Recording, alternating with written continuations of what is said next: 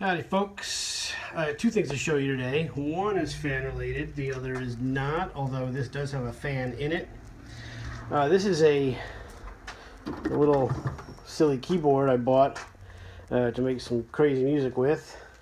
And it really is just an accordion with an electric motor that supplies the air, but it really does all the same stuff. Notes, individual, and then chords here with these things. So I grabbed that guy, ignore the sticker, I got it really cheap. And then I picked up this thing. I did pay the $8 for it. It is an Arvin, and I'll show you more about that in a second. So here we are with the Magnus air organ, or whatever they call these things. What does it say? Electric cord organ. And you see these at estate sales. I mean, there's no reason, they're not really particularly rare.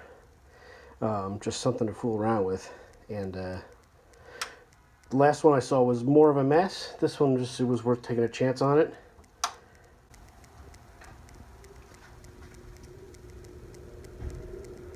So you can hear it spooling up.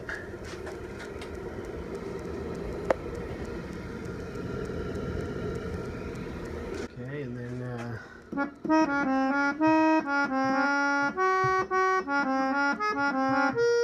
like that.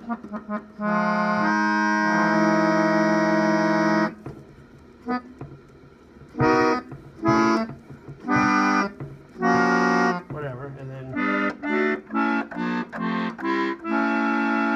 so there you go. One of the neat things it'll do is if you hit a note and turn it off,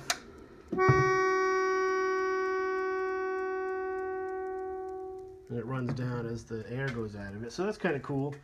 Looking for, you know, interesting ways to use this.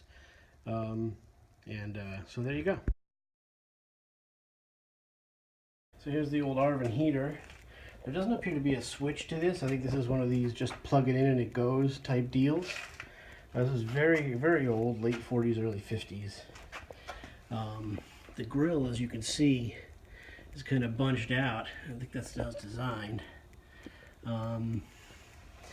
If we look at the cord, so on one hand, it's got a cloth cord and that's very scary.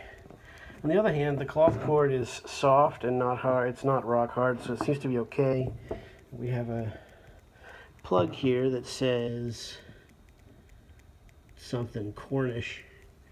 Cornish is what it says. So all that stuff looks okay. Hold on, I'll show you the underside. So here's the underside, the prettiest part of this thing. The cord is tied in a knot on the other side of the case, and it's got these. It's got four four-feeted feet. How do you like that? Four-feeted feet.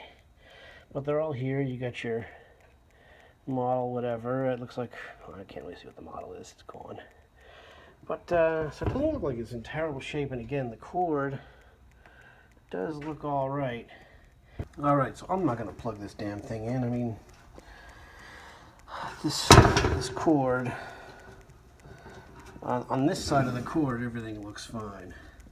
But inside here, you could see that it's all chewed up and whatever. And even if there is no exposed wiring, that don't make me feel too safe. So I'm not really sure what's going on there, and I'm not going to plug this thing in until I know. So it looks like the front, this top section comes off fairly easily.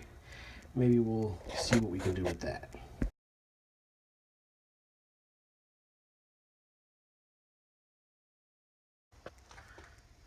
Here we go. Here's our terrifying little heater dealie. The top comes all the way off, as you can see. Now, here's the issue with the wiring. It looks pretty terrifying, so we'll try and figure out how exactly that's wired up and see if we can get it wired with a new cord at least. Sorry, it's so dark here, guys. It's a little backlit. So there you go. Any thoughts on this or these or how to deal with it or whatever? I'm a little out of my scope here, but I'm getting used to that feeling. So there you go. He's a little rusty on the inside there. I'm going to dust it out at least, and we'll see what's what. Much to my surprise, the blades actually spin pretty free. You know, these aren't really made to move a ton of air. Obviously, they're just made to push air across the heating element. So, so that's at least good news about the motor. There you go. This is kind of interesting. The motor windings have some sort of a cloth wrapped around them. Kind of strange. And it looks like it's a little disintegrated as well. You might just take that off of there. Not sure what its purpose is other than insulation, but yeah, we got a lot of dust and stuff, so we got some things to take care of. Yeah.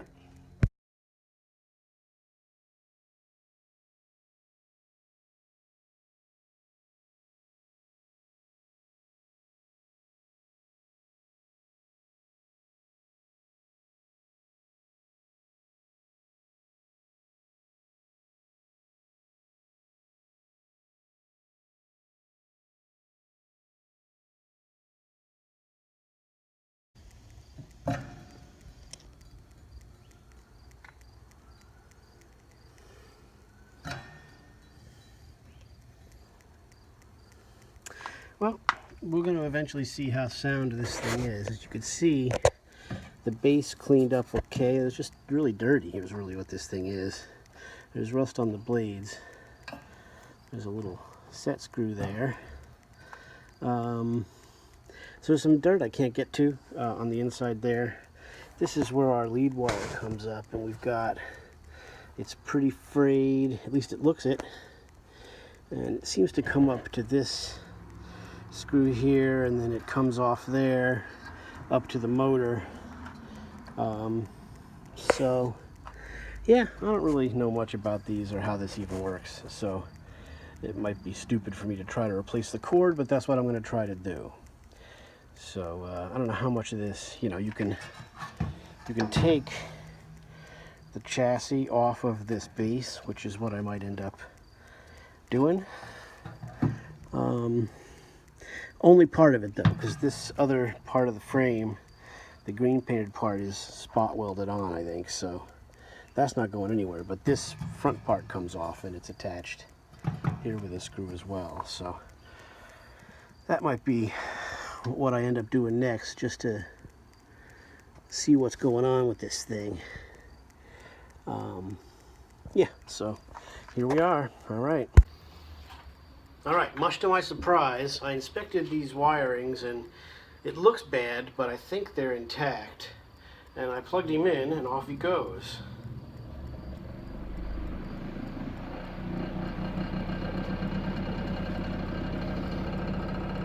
It is heating up.